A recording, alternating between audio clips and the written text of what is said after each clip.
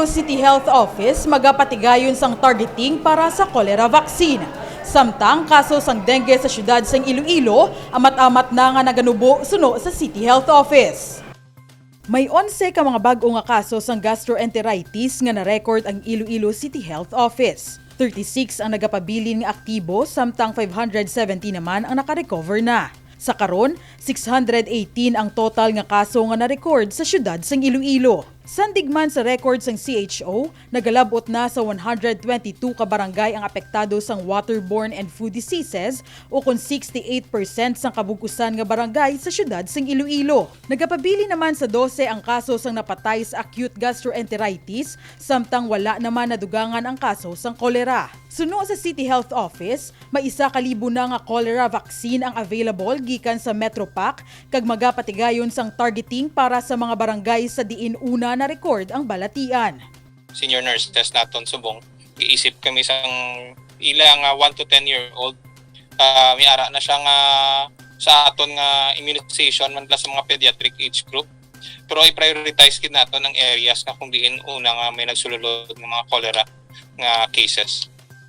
Sa pihak nga bahin, nagapanawagan naman ang CHO sa mga ambulant vendors nga kung mahimo mag-kooperad sa inspection team para sa encoding kag sa health cards bilang rekisito. Importante ini para magapabilin ang katinlo sang baligya, ilabi na sa kilid sang dalan. Kung ara aton SI nga naga-inspect or compliance team naton, padula rin sila sometime kay balaan nila nga may ma-inspect. Tapos balik na naman sila kung ayaw naman. So, ang attitude sa ato na mga pumuluyo o sa nagabaligya man, no, dapat ma-cooperate man sila kay importante ini.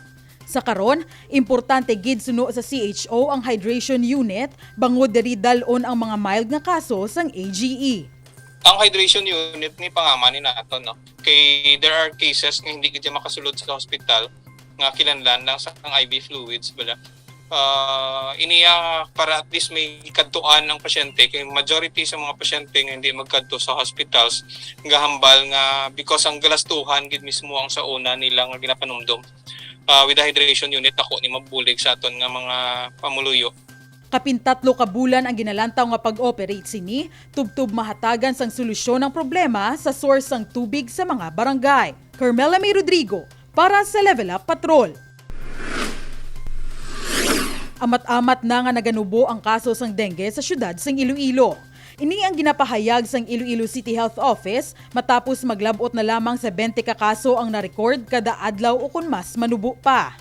Sa subong, ang aton dengue gid man, wala gid man siya nakalabot sa alert nato nga threshold nor nakaabot sa epidemic nato nga threshold, no? So that's why ang aton nga cases, although nga mataas siya compared mo siya last year by 200%, iya increase, no? Pero hindi siya nakalabot sa aton alert threshold, meaning to say, hindi siya that alarming nga dapat maka-declare kita sa outbreak na naman sa dengue ulit. Hopefully, hindi na siya maglabot.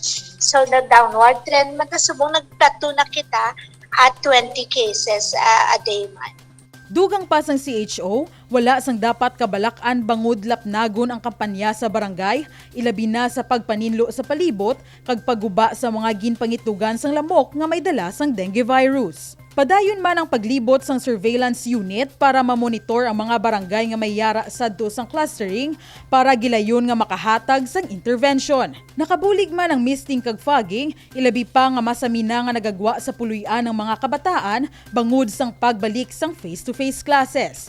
Apisar sang maayo nga balita, luyag sang CHO padayunon ang kampanya para mangintayuyon ang pagnubo sang kaso.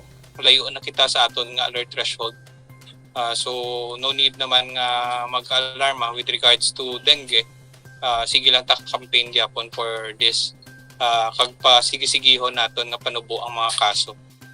Nagaschedule na sang fogging sa mga buluthuan, ilabi na kung Sabado kag Domingo, bangod sang balik eskwelahan. 3 ka tuig na ang nagligad nga may outbreak sang dengue sa syudad sang Iloilo, kag ini ang ginalikawan gid sang CHO nga masulit pa. Kooperasyon sang pumuluyo sa barangay ang kinahanglan para mabatuan ang balatian nga dengue.